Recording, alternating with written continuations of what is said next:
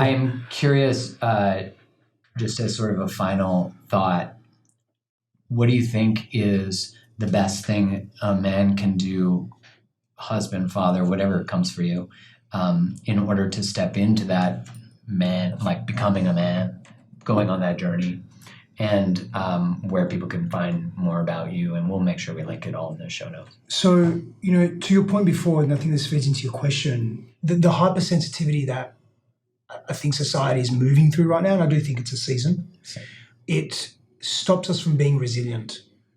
It pulls us away from resilience because we're unwilling to look at diversity in perspective or opinion. We're unwilling to have difficult conversations. We just want to be right and righteous. And it pulls us away from resilience. And I think resilience is one of our greatest qualities as humans. It's what our ancestors were to get us here today, to who we are today. Mm-hmm. And I think as a father, what's really important for me is a couple of different things, but one of them is resilience. And in the sense that I want to be able to face the challenges that I'm moving through so that I don't compress them within my own being and unconsciously or consciously pass them on to my family, particularly my daughter, my child, through my frustrations or the tension that I'm feeling or the disassociation that I may be experiencing or the lack of presence. And honestly, just more compassion towards myself and kindness towards myself and being willing to do my inner work as it arises, as I'm faced with those challenges, as my daughter may trigger me, not that she's being triggering, but this deep responsibility that I value so much is coming into my life, and it's activating parts of me that are asking me to grow and expand and grow out of aspects of me that I actually don't want to be anymore. Mm-hmm. So self-compassion, resilience, and really doing my inner work, I think is really powerful for me as a father as I continue to grow into fatherhood. You mentioned the word responsibility. I think a lot about that as the responsibilities continue to expand with each child and providing and being in the world that we've just spent the last hour or two talking about. Like that ability to be able to, your response, the ability to respond to situations, circumstances as a result of doing the self-reflective work.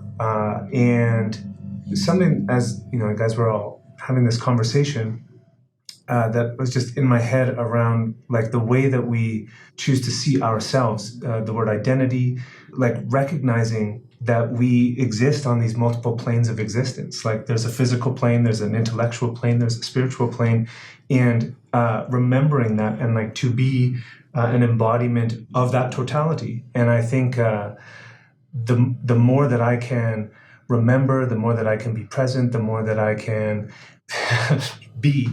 That is, the call for me in my own life is just to practice presence, to and with the identity thing around fatherhood is like, in a way, I'm constantly transitioning my identity. Like I'm becoming another version of a father, and that changes like every year. And as my children develop, it's like requiring me to then become the next version of a father. And so in that way, my identity is constantly changing, evolving, and it's required of me. So yeah, I think like the invitation or is like develop a capacity to respond to the world and then to continually transition or to continually develop yourself into the next highest version, and remembering through all that whole process that you're like a physical being with an intellect and a spiritual being having this little experience on planet Earth. I think there's a couple things that I hope to embody, use that word. I think there's a couple things I hope to embody.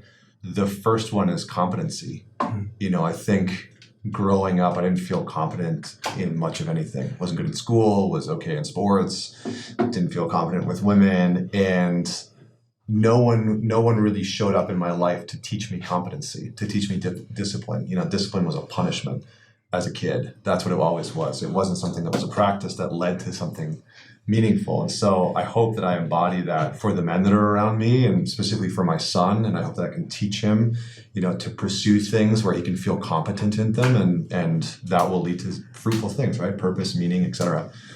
That's one. I think the other two kind of go hand in hand, and there's one more regulation and maintaining relationship through disagreement.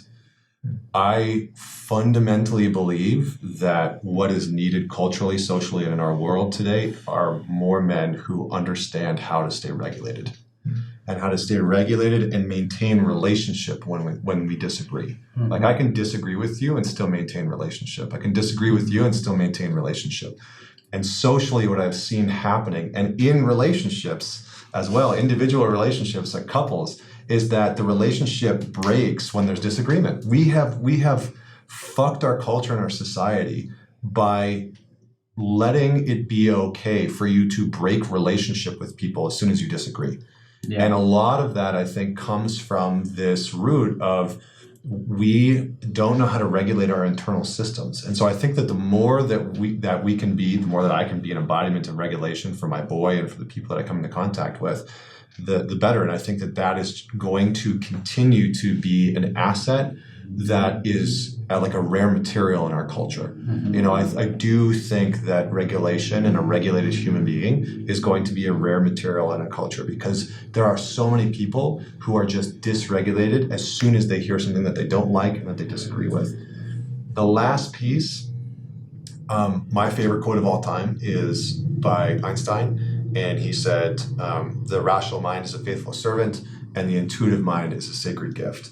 And we've created a culture that honors the servant and has forgotten the gift. And so the last one for me is doing everything in my power to follow a deeper compass, to follow some type of intuition or gut or spirit or soul or however, whatever label you want to put on it, but to live my life in such a way where I'm not constantly just caught in my rational mind, where I'm actually being guided and living from a place of intuition, from the gift of whatever we want to call that. Beautiful. I mean, I think all that speaks to, like, as men transitioning from being trapped in adaptive, adolescent, childlike responses, and the responsibility that comes with holding the space of relationship, protect, provide, whatever the words we use, but like how the maturation process is on us to seek, to go on the adventure. But like one thing, and you won't want to do it. You will not want to mature. I don't know about you guys, but I have not wanted to mature. Having a kid will be back in a similar, like, oh wait, there's more, there's a new season. Yeah. And I can't reiterate enough how important male friends are for that process, and also community. Because like nervous system wise, you need to be resourced to go into the depths, the darkness, the unknown, and that is through brotherhood. And it's through co-regulation, right? That's one of the. I think I'm I'm sure psychedelics and eating meat and discovering fire has definitely evolved us, but I think the ability to co-regulate in our nervous systems with others and actually feel that. When I hate myself, you can look at me and say, "No, I love you," and your nervous system is parasympathetic, where I'm jacked, right? Because what you're speaking to just drops, and that's I'm learning. I'm growing through my pain. So I think what you're both speaking to is everything, and personally everything for me, for sure. And that. Like you heal your system with your partner, your family system, your community, your culture, your world. It's okay to have those needs. Needs are so, I don't know, they're so shunned upon. It's like, oh, you need that person, or you. There's a difference between being needy and having needs, right? All right. Like, yeah, we do need each other. Like, there's going to be times where I can't do shit for myself. I'm going to need you to do it for me, and that's a big ask. And you don't have to do it, but if you can, thank you. Beautiful.